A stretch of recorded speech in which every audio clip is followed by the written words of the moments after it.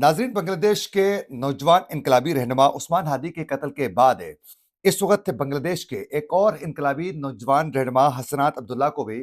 खौफनाक कत्ल की धमकियां मौसूल हो चुकी हैं। आखिरकार उस्मान हादी को कत्ल किसने किया है और अभी हसनात अब्दुल्ला को भी कत्ल की धमकियां कौन दे रहा है, इसकी तफसीलात जानकर आप हैरान और परेशान हो जाएंगे। इसके साथ साथ नाजरीन, अभी रात की तारीकी में सिक्योरिटी फोर्सेस की जानिब से इस वक्त वज़ीरिस्तान के एरिया में 2 बड़े ऑपरेशंस किए जा चुके हैं, जिसमें बड़ी कामयाबी मौसूल हो चुकी है। इसकी भी तफ़सीलात आपके सामने रखेंगे। आज तारीख है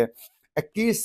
दिसंबर 2025 और मैं हूं आपका मेज़बान आकिल हुसैन बाकरी। हमारे चैनल को ज़रूर सब्सक्राइब करें और बेल आइकन क्लिक करके कमेंट सेक्शन में अपनी राय का इज़हार लाज़मी करें, क्योंकि आप लोगों की जो फीडबैक है नाज़रीन, वो हमारे लिए बहुत ज़्यादा अहम है। नाज़रीन, सबसे पहले बात करेंगे बांग्लादेश के हवाले से। आप लोगों को मालूम है कि बांग्लादेश में हसीना वाहिद की जो हुकूमत का जो खात्मा हुआ, एक इनकलाबी मोमेंट के बाद नौजवानों की जानिब से जिस तरीके से उनकी हुकूमत का खात्मा किया और जिस तरीके से उनको भागकर इंडिया में पनाह लेने पे वो मजबूर हो गई, और इस वक्त बांग्लादेश में मुसलसल नौजवानों की जानिब से जो है अपनी मसामती जो तहरीक है, उसमें अभी भी शिद्दत उसी तरीके से नजर आ रही है। और बांग्लादेश के अंदर जो है उस्मान हादी वो नौजवान इनकलाबी रहनुमा था जिसने बिलखुसूस हसीना वाजिद की हुकूमत के खात्मे में इनका बड़ा किरदार था, नौजवानों को मुतहरिक करने में। उसके बाद इनका कत्ल होता है और जिस तरीके से लोगों ने इनकी शहादत के बाद नमाज जनाजे में जिस तरीके से शिरकत की और जिस तरीके से लोगों ने रद्दमल दिया है, उसके बाद एक और नौजवान रहनुमा है बांग्लादेश के इनकलाबी हसनात अब्दुल्ला। इनको भी कत्ल की धमकियां जो हैं वो मौसूल हो चुकी है और ये कत्ल की धमकियां मिली है नाजरीन भारत के एक मेजर की जानिब से। उनकी जानिब से बाकायदा इनको ये कहा गया है कि हसनात अब्दुल्ला को भारतीय फौज के साबिक मेजर की जानिब से कि अगली बारी तुम्हारी है, ये उनको धमकी दी है कि अगली बारी तुम्हारी है, आप अपनी बारी का इंतजार करें। फिर इसके साथ साथ एक और भारतीय कर्नल है, उन्होंने भी हसनात अब्दुल्ला को कहा है कि आपकी गर्दन पर जो है हम आपकी गर्दन को हम उड़ा देंगे, यानी बुलेट जो है वो चलाने की उन्होंने बात की है। और ये धमकी उसको मौसूल होने के बाद इस वक्त भारत की जानिब से जिस तरीके से बांग्लादेश में भारत की लॉबी जो जिस तरीके से खत्म हो चुकी है, उसका एक गम और गुस्सा इनके अंदर पाया जा रहा है। कल भी बाकायदा एक कमेटी इजलास में भी भारत में ये इंकशाफ हो चुका है उनकी जानिब से। उस कमेटी इजलास में कहा गया है कि इस वक्त बांग्लादेश में नौजवानों के अंदर भारत को लेकर, इंडिया को लेकर बहुत ज्यादा गम और गुस्सा मौजूद है। अगर यही सिचुएशन रही तो आने वाले दिनों में बांग्लादेश के साथ इंडिया के थोड़े कुछ ताल्लुकात जो रह गए हैं, उसमें भी जो है बड़ी रुकावट और दरार आ सकती है। ये बाकायदा एक थ्रेट जो है बाकायदा उस कमेटी इजलास के बाद जो है भारत में वाज़ेह तरीके से कहा गया था। अब उसके बाद जो है बांग्लादेश में बिलखुसूस हसीना वाजिद की हुकूमत का खात्मा करने वाले जो नौजवान जो रहनुमा थे, जो लीड कर रहे थे, उनको एक-एक करके टारगेट करने का एक खौफनाक किस्म का प्लान के साथ जो है वो काम इस वक़्त जारी है। जिस तरीके से उस्मान हादी को कत्ल किया गया, उसके बाद ये हसनात अब्दुल्ला को जिस तरीके से धमकियां मिल रही हैं, दीगर कई ऐसे मुतहरिक रहनुमा हैं जिन्होंने ये सब कुछ मुमकिन बनवाया है, उनके खिलाफ बड़ी प्लानिंग के साथ टारगेट किलिंग के जरिए जो है बाकायदा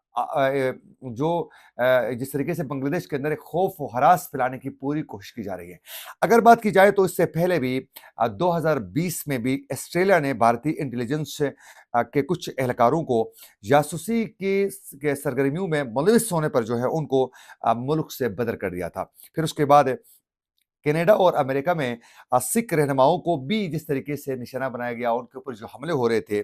उस पर भी भारतीय खुफिया इदारों के मुलविस होने के हवाले से, रा के मुलविस होने के हवाले से बाकायदा इंकशाफात सामने मुसलसल आते रहे हैं। और उसके बाद साबिक के कैनेडियन जो पीएम थे, वज़ीर-ए-आज़म जस्टिन ट्रूडो की जानिब से भी उस वक़्त कुछ सिफारतकारों की जानिब से शरपसंद अनासिर के साथ रहनुमाओं पर भी उन्होंने खुल के इंकशाफ किया था। फिर उसके साथ-साथ कनाडा की सरज़मीन के अंदर जो है खालिस्तान मूवमेंट के जो रहनुमा थे हरदीप सिंह,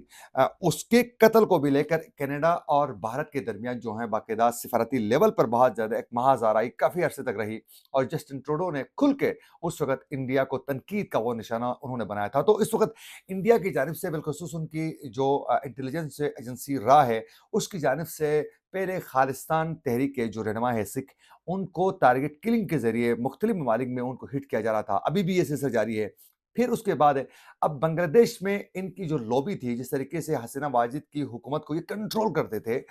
اس کو ختم کرنے والے جو رہنما ہیں ان کو ایک ایک کر کے کلنگ کر کے اس طریقے سے خوف و ہراس پھیلانے کی پوری کوشش کی جا رہی ہے، کیونکہ اب پہ بنگلہ دیش میں انڈیا کا جو سکہ چلتا تھا پہلے، اب وہ مکمل طور پر ختم ہو چکا ہے۔ دوسری بڑی ڈیولپمنٹ یہ سامنے آ چکی ہے ناظرین کی آج سیکیورٹی فورسز کی جانب سے کے پی میں دو بڑے انٹیلیجنس بیس آپریشنز کیے گئے ہیں۔ ایک جو آپریشن ہوا ہے سیکیورٹی فورسز کی جانب سے وہ ہوا ہے ڈیرہ اسماعیل خان میں۔ ڈیرہ اسماعیل خان میں جو انٹیلیجنس بیس جو آپریشن ہوا ہے اس میں بڑے مؤثر طریقے سے فتنۃ الخوارج کے جو ٹھکانے تھے ان کو نشانہ بنایا گیا ہے، جس میں 4 جو خوارج تھے ان کو مارا گیا ہے۔ پھر اس کے ساتھ ساتھ ضلع بنو میں بھی ایک آپریشن ہوا ہے اور یہ بھی انٹیلیجنس بیس تھا اور انفارمیشن ملنے کے بعد یہاں آپریشن کیا جاتا ہے اور اس میں 5 خوارج کو مارا گیا ہے۔ تو یوں آج مختلف کارروائیوں میں 9 فتنۃ الخوارج کے جو دہشت گرد ہیں ان کو آج رات کی تاریکی میں جو ہیں ان کے ٹھکانوں پر حملے کر کے ان کو مارا جا چکا ہے۔ تو یوں اس وقت خیبر پختونخوا میں یہ آپریشن کا سلسلہ بدستور جاری ہے، لیکن ساتھ ساتھ اس وقت باقاعدہ افغانستان کی سرزمین سے ان دہشت گردوں کو باقاعدہ مختلف طریقے سے آرڈرز اور پھر انسٹرکشن جو ملنے کا سلسلہ ہے وہ بدستور جاری ہے۔ لیکن آج کچھ سیکیورٹی جو تجزیہ نگار ہیں ان کی جانب سے یہ واضح طریقے سے افغان طالبان کو کہا گیا ہے، دو ٹوک الفاظ میں اپنے تجزیے کے ذریعے واضح کیا گیا ہے کہ پاکستان کے ساتھ جس طریقے سے افغان طالبان نے کشیدگی کا ایک ماحول رکھا ہے یہ افغانستان کے حق میں کسی صورت نہیں ہے۔ فوری طور پر اس میں کمی لاتے ہوئے پاکستان کے ساتھ تعلقات کو بہتر کرنے کی ضرورت ہے، یہ واضح طریقے سے کہا گیا ہے۔ لیکن بدقسمتی سے اس وقت جو ہیں بنگلہ دیش افغانستان کے اندر جو ہیں جو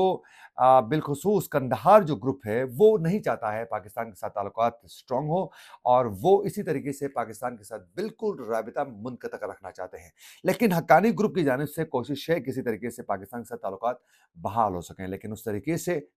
کندہار گروپ کے مقابلے میں اس طریقے سے مضبوط حقانی گروپ نہیں ہے، کیونکہ کندہار گروپ کا اس وقت پورا قبضہ بھی ہے اور سپریم لیڈر ہی کندہار گروپ کے ہی ہے، تو ہیبت اللہ خونزادہ ان کے لیے پاکستان کے لیے فی الحال اس طریقے سے ممکن نہیں ہے۔ یہ تھی کچھ 2 بڑی اپڈیٹس جو ہم آپ تک پہنچانا چاہ رہے تھے۔